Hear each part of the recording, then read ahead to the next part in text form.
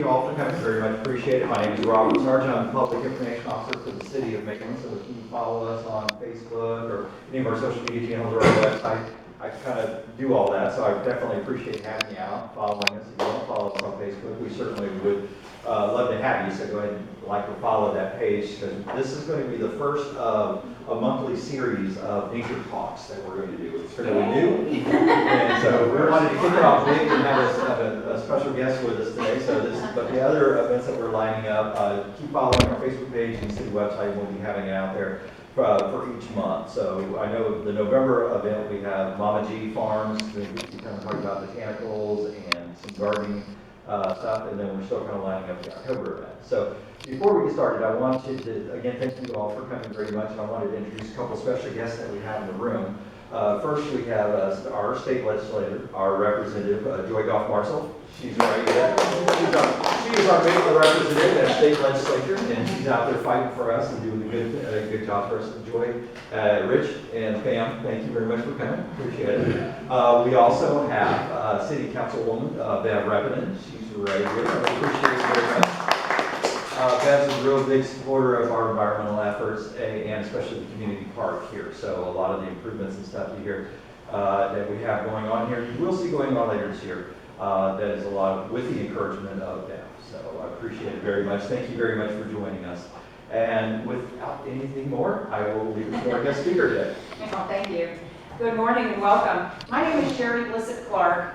You can just call me Shari or Old Bat or whatever comes to mind. I'm the president of the Florida Bat Conservancy, and it's a conservation organization that's statewide here in the state of Florida, and most people have never heard of. We've been conserving bats and working hard with Tallahassee and other local legislation to try and protect our bat species in our state, because we know they are declining at a rapid rate. And there's several reasons for that. I'll kind of touch on that toward the end of the program. I don't want to make this too heavy on conservation message. I don't want to make it too heavy on, the things that we're not doing right and what we need to do better. Everyone in this room probably already has a long list in their mind of all those things, right?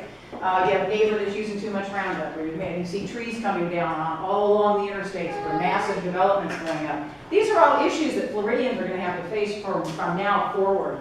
The estimated population by 2025 is going to be right around 30 million people. It's going to make us the most densely populated state in the entire nation. So it's coming. We have to get ready for it, and we fortunately have a good start on some conservation management here in our state, and hopefully you guys in your city will continue to work at it. It's very important to keep some trees in place. So the Florida Bat Conservancy is a not-for-profit 501c3. We do have a nice website that talks all about our Florida bat species. The website's going to be at the end of the program and also on all the printed material up here in the front.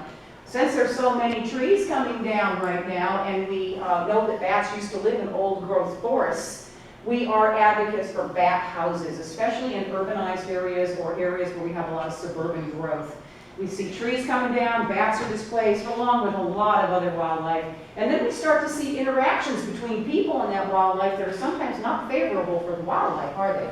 I mean, nobody wants a bear in their garbage can or a bat in their attic, but the fact is that those animals have been pushed out and they have nowhere else to go. So we often see these kinds of wildlife in the urban areas, and it's something we need to kind of build a tolerance for, learn how to live with our wildlife neighbors.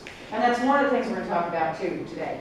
So without any further conversation, for 35 years I've been talking about bats here in Florida. We'll just jump into the program. This is going to be sort of an overview, kind of a primer on bats in general, and we're going to talk a little more about Florida species toward the end. I did bring some bats with me for you to meet at the end of the program. I will tell you that I am wearing those bats. I have two bats on my person right now. Can you see them? They're not in my ears. Two live bats on me. So we'll see where they are in a few minutes, okay? So the Secret World of Bats is the program, and we'll just jump right in here. You know, bats are incredible mammals. They are the only mammal that can actually fly. And so far as we know in the fossil record, looking back 60, 70 million years, they're the only animal we've ever seen that's been a mammal that's actually developed the ability to truly fly. That makes it incredibly unique in today's world, and also very, very important. Bats live everywhere on the planet except in this particular place. This is one of our 7 continents. Anybody know where this is? This is a really popular photograph. Where is it? Antarctica. It's Antarctica. Do you guys see trees or flowers, fruit, insects? Nothing. There's virtually no vegetation. It's virtually just ice and rock, ancient rock. And because of the harsh environment and the fact that there's no food for bats to eat, they simply don't live there. But you know, they live in every place else, every arid habitat, lots of cold places where they engage in hibernation during the winter months. And today there's about 1,380, that's an incorrect number, sorry, I thought I changed that already, 1,380 different species of bats. And just like people, they all look different from each other. There's bats like this one that have really long pink ears. A lot of people think this is a rabbit more than it looks like a bat, and it's spotted as well. So bats you'll see are quite colorful animals as we move through some of these photographs. Obviously, this bat uses these large pink ears to hear really well. It's an insect-eating bat. Uses those big ears engaged in listening to echolocation signals that it sends out with its mouth, and the echo comes back to the bat's ear. The bat hears that echo and can decipher and discern what type of a contact that was he just made. Was that a semi-solid object, like it could be an insect, or was that a solid object, like it's a tree or a wall of a building? Bats have an incredible ability to discern what they're listening to when that goes in. Very large brain that is constantly processing all of this hearing data, and it's an amazing animal. In fact, to date's radar systems, everything from the very first radar system, there's the bat, she's crawling in my pocket. From the very first radar systems that were developed until today, where we use Doppler and all kinds of other kinds of electronics, even GPS signals, all started with people studying echolocation calls from bats. You guys can hear her, right? Yeah. Many of you can hear her. Some of you won't hear her, but you should be able to hear her. She's very vocal right now, and she is. If you can't hear her, this is her.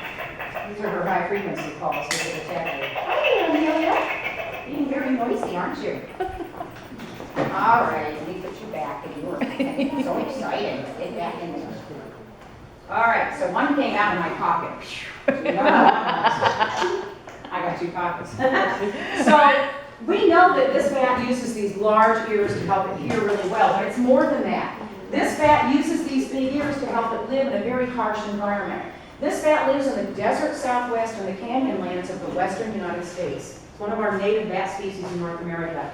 And this bat lives in places where the temperature during the daytime, maybe at noon or at 1 in the afternoon, might be over 100 degrees. And at night, it might actually snow in that very same habitat 12 hours later. So these high desert regions can be very, very harsh and very hard to live in for wildlife. And this bat uses these ears to help it dissipate heat by extending the ears during the day. At night, if the bat's not actually engaged in hunting, and the weather's pretty bad and it's cold, the bat will actually roll those ears up in little tight tubes and acts like a hat, keeps his body heat in. So very important, not just for hearing, but also for helping this bat live a comfortable life. This is a ghost-faced bat. We call them ghost-faced bats because their facial features are ghosted. Can you tell me where you see the nose end and the mouth begin?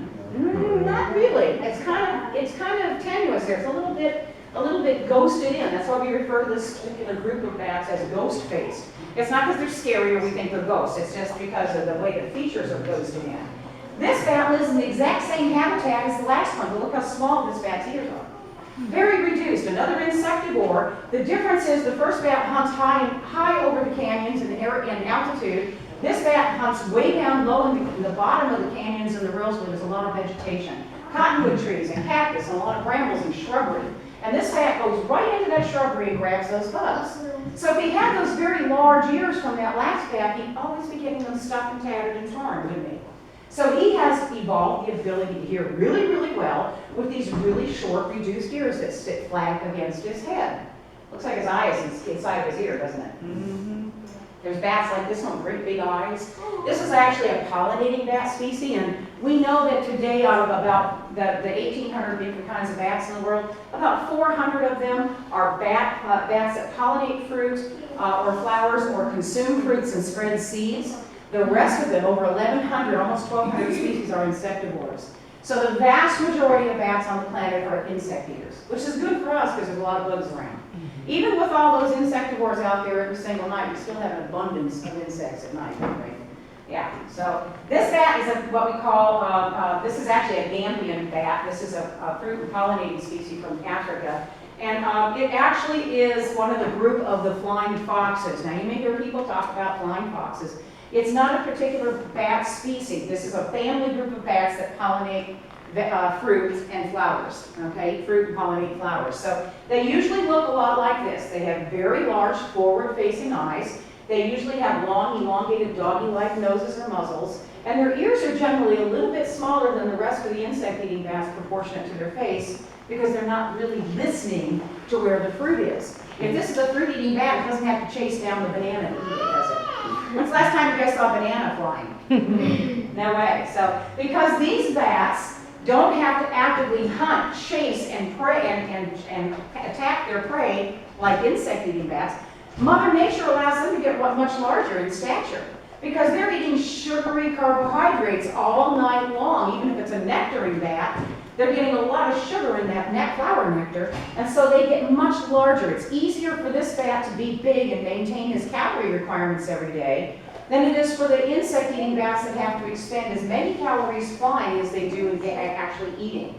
So it's the calorie expenditure ratio, okay? Like it is for all of us, it's the same with bats. That's why some bats like these get much larger.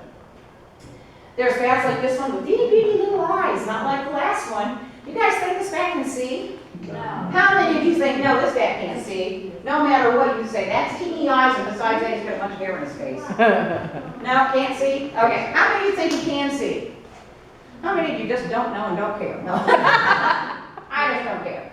Well, the truth is, this bat can see very well, and it's a falsehood or a misconception that bats are blind animals, that they can't see. That is an untrue statement. That, you know, hundreds of years ago, there was a scientist, a researcher, for lack of a better word, in Europe that started working with bats. And he was fascinated by the animal's ability to hear at night. And what he did is he took a bunch of captive small insectivorous bats and he plugged their ears with warm wax and he let them fly inside the building. And they couldn't navigate very well. They flew into the walls, they couldn't navigate. So he thought, well, they're blind. They can't see. They use their hearing only to help them navigate in some mysterious and miraculous way that he couldn't explain, but he figured they were blind. And that myth, that's where that kind of started, and it's perpetuated through all of these ages with all kinds of people around the world. A lot of people today still mistakenly believe that bats are blind animals, and they are not. They have excellent vision. There's pollinating species that can see in the ultraviolet light spectrum, like some insects that pollinate flowers. And all bats can see, almost all bats can see better than we can, especially at night. They have excellent vision. They have a large optic nerve, and they have a lot of rods and cones in the back of the eye, so their nighttime vision is really superior to just about anything. The deal is they also use echolocation, so if you're a fly or a moth or a mosquito out there at night buzzing around, and a bat is pinging on you, echolocating on you, you're a goner. Because not only can he see you visually, he can also ping on you with the echolocation and get you. So gives him a big advantage to have that vision. So despite this guy's stamina, this little red-headed bat's stamina, despite his reduced eyes, he can still see very well. This is a pollinating species. You can see his face is a little bit different than some of the others. This pollinating bat sort of mimics a hummingbird's beak. He's got a very narrowly elongated muzzle. He's got short little round ears that are set pretty far back on his head so his ears don't impede his plunging his head into the flower. He also has really big forward-facing eyes for binocular vision, like people do. His eyes can see and depth perception, and he can greatly judge the distance between where he is and where that flower is so he doesn't overfly it or overshoot it.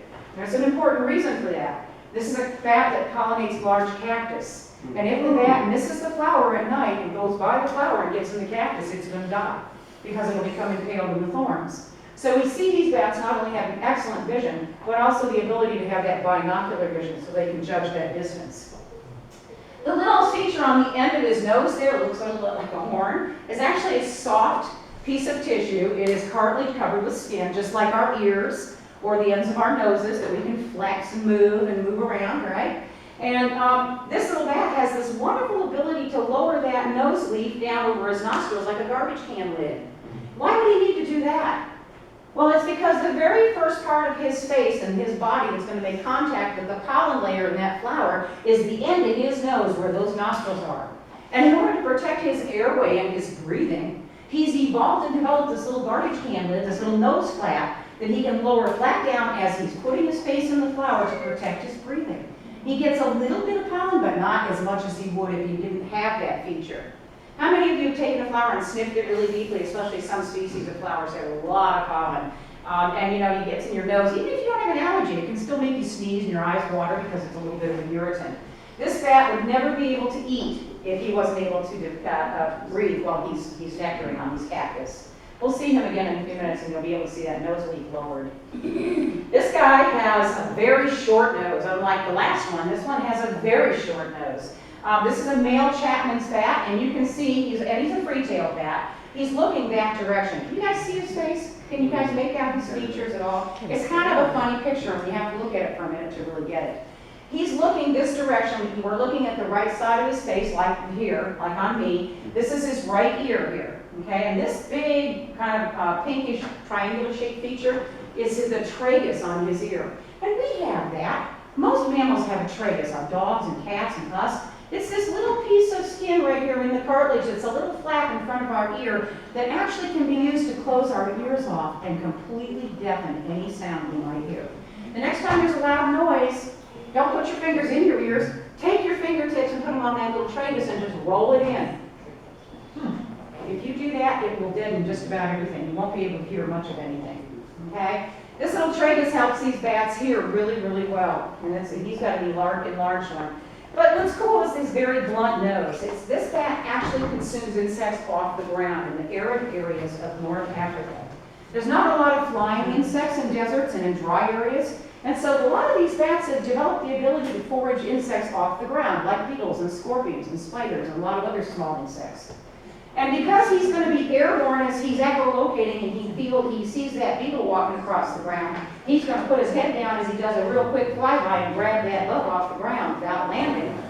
He's got to have a real short, flat nose, doesn't he? Because if he had a long nose, he'd be putting it in the dirt all the time. Now, no, you don't want a mouthful of dirt, you want a mouthful of bugs. So, again, an adaptation that's developed over long periods of time for this animal's feeding style. Now, also his other thing that's really cool about this bat is his crested hair. That's a pretty obvious feature. We know this is a male bat just by looking because this bat has a crest. Females in this species do not have that. And this makes this particular species a really interesting study for some biologists who look at the dimorphic or the differences between males and females within species. This is one of the very few bat species that we can tell the male from the female just by looking at them.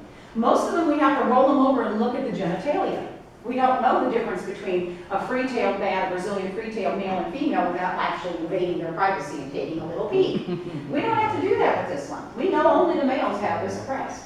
And we believe that these males use this as because they live in a really harsh environment and a lot of competition for mates during the breeding season. We think they developed this crest so that they can be attractive to the females. The guy with the biggest crest and the coolest haircut wins all the girls, right? You know, I kind of like that in this world. I don't know. A lot of people like that kind of wild hair.